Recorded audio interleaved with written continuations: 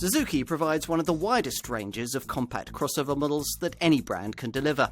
Here's the company's most practical offering in this segment, the SX4 S-CROSS, a contender pitched midway between very small and family-sized contenders in this class.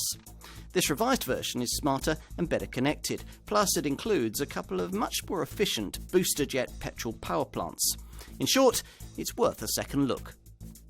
If, like us, you're a little tired of crossover models of this kind being promoted as sporty, then you might find this SX4 S-CROSS to be refreshing in its sensible, family-orientated approach to vehicle dynamics. Now, this works well with the engines on offer, headlined by a couple of efficient booster jet petrol units, both of which come in manual or automatic guises. There's a 111 PS 1-litre 3-cylinder power plant, or the 140 PS 1.4-litre 4-cylinder unit we're trying here. Alternatively, if you want a diesel, the 120 PS 1.6-litre DDIS unit has been carried over from the original version of this car. This comes only in manual form and offers a useful 320 Newton meters of torque, so it can tow up to 1.5 tons, yet it can still manage 68.9 mpg on the combined cycle and 106 grams per kilometre of CO2. Handling is tailored towards providing a relatively soft ride, but body control is good. Now, as an option, all-grip four-wheel drive is available with all three engines. This is the same on-demand setup the S-CROSS has always used, and that's the setup it shares with its Vitara and Ignis crossover stablemates. This uses an electronically controlled clutch pack that distributes drive between front and rear under orders from a 4-position switch that's down here beside the handbrake.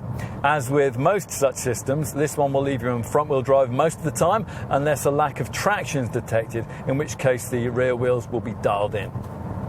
Suzuki feel that quite a few buying decisions in the crossover segment come down to aesthetics, and they're probably right. And the original version of this car was smart, but quite forgettable, which is a problem in a class full of trendily styled rivals. Hence the changes made to this revised version, enhancements that certainly give the car a bit more pavement presence.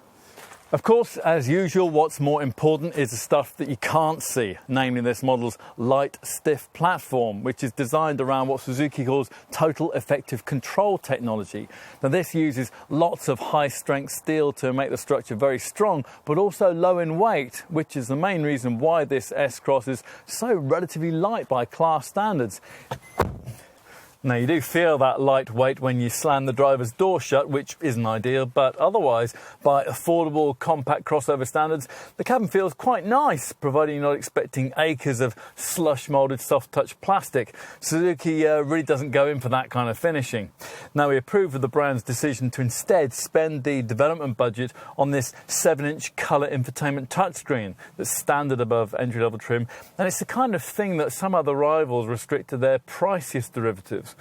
So, a seat in the back. Now, here as usual in the Qashqai class, 2 adults will be fine and 3 won't be too uncomfortable at a squash, provided they're not too tall. Now, time to take a look in the boot. Now, it's about 20% bigger than the trunk you get in a smaller Super Mini-based crossover, like a Mocha, an EcoSport, a Duke, and so on. The 430-litre total being about the same as provided by a Nissan Qashqai.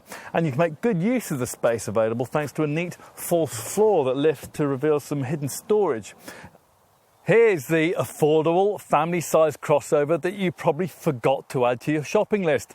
A car that's well equipped to handle the grim realities of modern family life, with its congested school runs, child-centred messiness, and weekend visits to ungrateful relatives.